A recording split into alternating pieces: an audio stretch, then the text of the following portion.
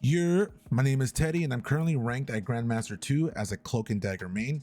The point of this guide is for those who are currently learning CD to get a better grasp of their kit, or help those that want to learn more of how to use CD properly. So, with that being said, let's get into the guide.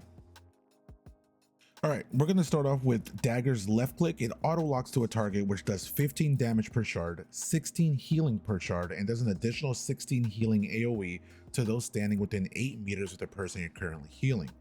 Side note, you can bounce your light shards around corners and off of walls to heal your team if they're stuck behind, say, a Groot wall or something else.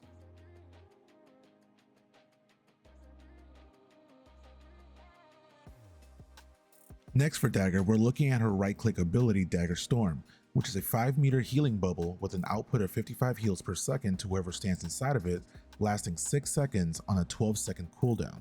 Which means if you throw the bubble on your tank or anyone else who is in the fight, they'll get a total of 330 healing from the bubble itself, and it'll get better with Dagger's last ability.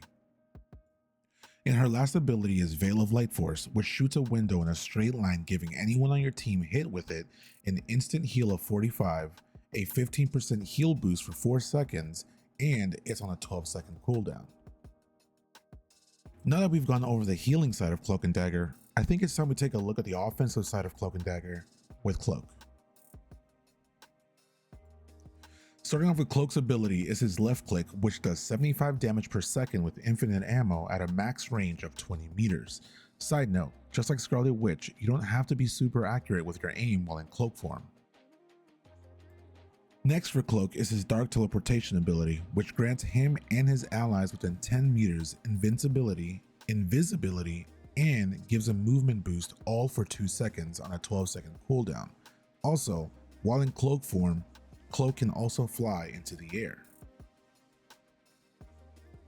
Last but not least for Cloak is his Terror Cape ability, which gives an enemy hit by it a 28% vulnerability for 3 seconds, blinds them for 1.5 seconds, and does 55 damage on impact on a 12-second cooldown.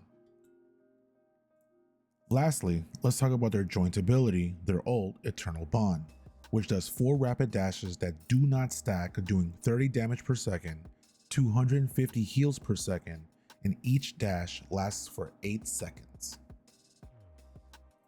Now that we have abilities out of the way, let's talk playstyle positioning. As Cloak and Dagger, you're probably going to be in Dagger form 95 to 99% of the time, making sure your team doesn't die on you. There will be situations where switching to Cloak will be highly beneficial to the team.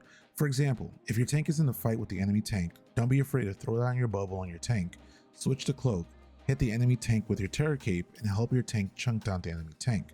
Or, if you're in a big team fight, feel free to throw your Terror Cape into the group of enemies. The vulnerability and the blind's gonna go a long way in that team fight. When your team pushes up, push up with them. If they fall back, then fall back with them. Always make sure you keep an eye out for teammates that might be flanking.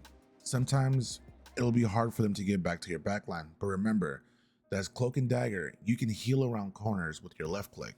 And if they're too far around a corner, then you can just throw your healing bubble near them so they can fall back onto it if they need healing. Now, if you're being dove on by the enemy team, there's a few ways to defend yourself. For example, if say a Black Panther or Captain America is diving you, switch to Cloak, hit them with your Terror Cape, and phase away. If you see your other healers being dove on, throw a bubble on them and try to heal them to the damage. Hopefully either a tank or a DPS peel back to help, but in the case that they don't, and the other healer dies, play your life and do your best to survive. Just don't use your ult to keep yourself alive. If your team was wiped, either get away safely or just die so you can respawn with your team. Cloak and Dagger's ult is versatile and can be used for different situations, like space denial, countering enemy supports, and offensive ults. You can also use it to touch point if you're in an overtime situation, where it's crucial to touch point so you can have another team fight. Also, remember, if you do pop your ult and your team is fighting inside of your ult, feel free to play as Cloak and do as much damage as you can while your ult is still up. Ultimately, the way you're going to use Cloak and Dagger's ult is going to be based off of your reaction and decision making, which will get better with time as you play Cloak and Dagger and climb ranks. Now let's get into team ups and counters. Cloak and Dagger has one team up with Moon Knight, which gives you a 15% healing boost overall and gives Moon Knight a bubble where he's invisible as long as he isn't hit and stays in the bubble. As far as counters, Cloak and Dagger has one hard counter being Magneto. A good Magneto will pop his ult and follow you until you're done with your last dash and dunk on you with his ult. There are a few ways to increase your survivability against it though. For example, before you use your ult, turn into Cloak, fly up into the sky, and use your ult. Your trails will still be on the floor and you'll be harder to hit at the end of your ult by Magneto. Also, if you have a stranger Magneto on your team, try to communicate with them and say, hey, I'm gonna use my ult, my last dash is gonna be towards you, Strange, so you can shield me from Mag ult. Or, hey Mag, if you have your bubble, throw it on me towards the end of my ult so I can survive from the Mag ult. Cloak and Dagger's ult can also be countered by Groot by placing on a wall to block your dashes, Iron Man's maximum pulse, Hawkeye can one-shot you when you're in between your dashes, and so can Black Widow if she's being damage boosted by a Mantis. Always be aware of your counters and use good decision making when you're using your ult. But with that being said, hopefully you have a better understanding of Cloak and Dagger's kit and how to use him. I hope this guide helps you climb ranks and be the best Cloak and Dagger you could be. Thank you for stopping by, and I'll see you in the next video. Peace.